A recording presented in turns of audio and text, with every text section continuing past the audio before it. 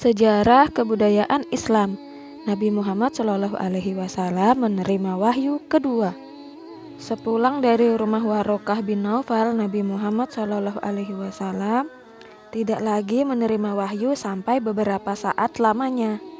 Hal itu membuatnya khawatir, jangan-jangan turunnya wahyu akan terputus. Di saat gelisah dan takut itu terdengar suara malaikat Jibril. "Wahai Muhammad, engkau adalah benar-benar Rasul Allah."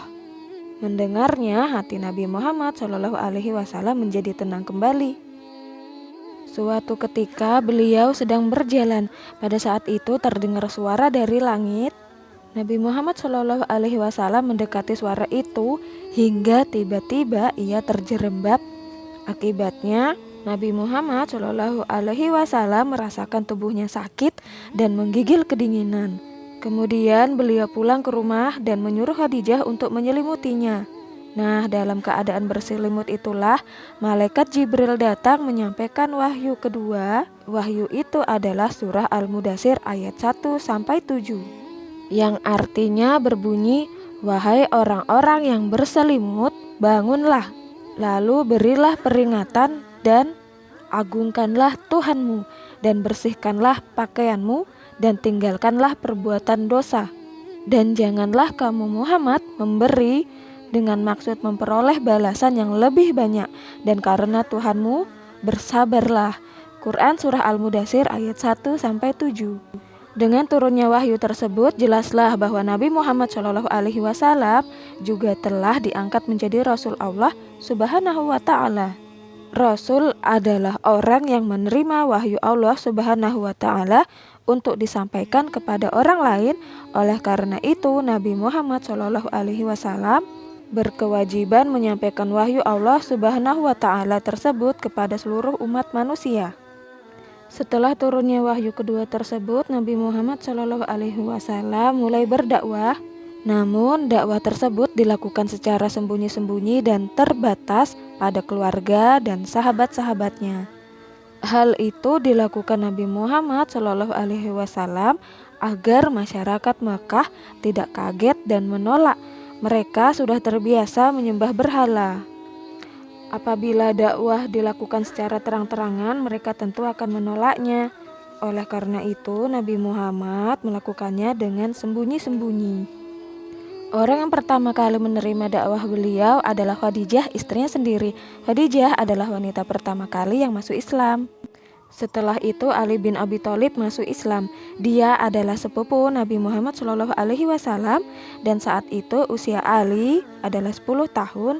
Ali adalah pemuda muslim yang pertama. Orang berikutnya yang masuk Islam adalah Abu Bakar As-Siddiq. Ia merupakan sahabat Rasulullah Shallallahu Alaihi Wasallam sejak masa anak-anak. Dia juga berhasil mengajak beberapa temannya masuk Islam, yaitu Utsman bin Affan, Zubair bin Awam, Abdurrahman bin Auf, Sa'ad bin Abi Waqqas, yaitu Utsman bin Affan, Zubair bin Awam, Abdurrahman bin Auf, Sa'ad bin Abi Waqqas, Talhah bin Ubaidillah, Abu Ubaidillah bin Jarrah, Arwam bin Abil Arkam. Setelah itu menyusul Zaid bin Harisah. Zaid adalah bekas budak yang diangkat menjadi anak oleh Nabi Muhammad Shallallahu Alaihi Wasallam, sekaligus menjadi pengasuhnya sejak kecil. Jadi Zaid ini adalah anak angkatnya Nabi Muhammad ya. Dengan dakwah diam-diam, belasan orang telah masuk Islam. Mereka disebut as-sabiqunal awalun, artinya orang-orang yang pertama kali memeluk Islam. Dan selama 3 tahun Rasulullah Shallallahu Alaihi Wasallam berdakwah secara sembunyi-sembunyi. Kemudian turun perintah untuk berdakwah secara terang-terangan.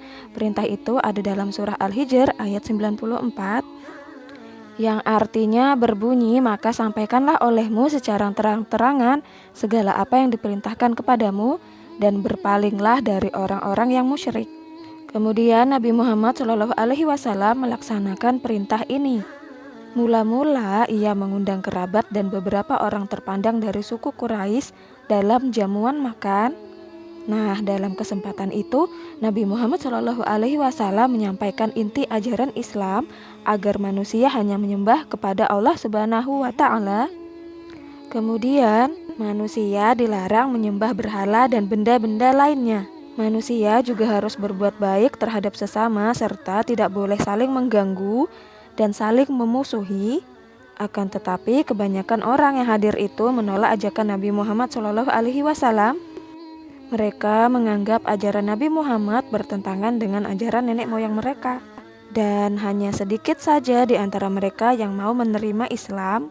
Bahkan Abu Lahab menentang keras ajakan Nabi Muhammad SAW. Abu Lahab mengatakan bahwa masyarakat Arab akan memusuhi Nabi Muhammad SAW jika meneruskan dakwahnya. Walaupun mendapatkan tentangan seperti itu, Nabi Muhammad SAW tidak putus asa. Beliau menyiarkan dakwahnya kepada kabilah-kabilah yang datang ke Ka'bah.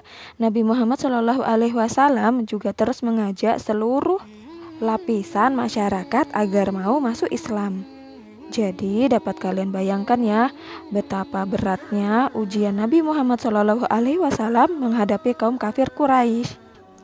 Tugasnya adalah jawablah pertanyaan ini.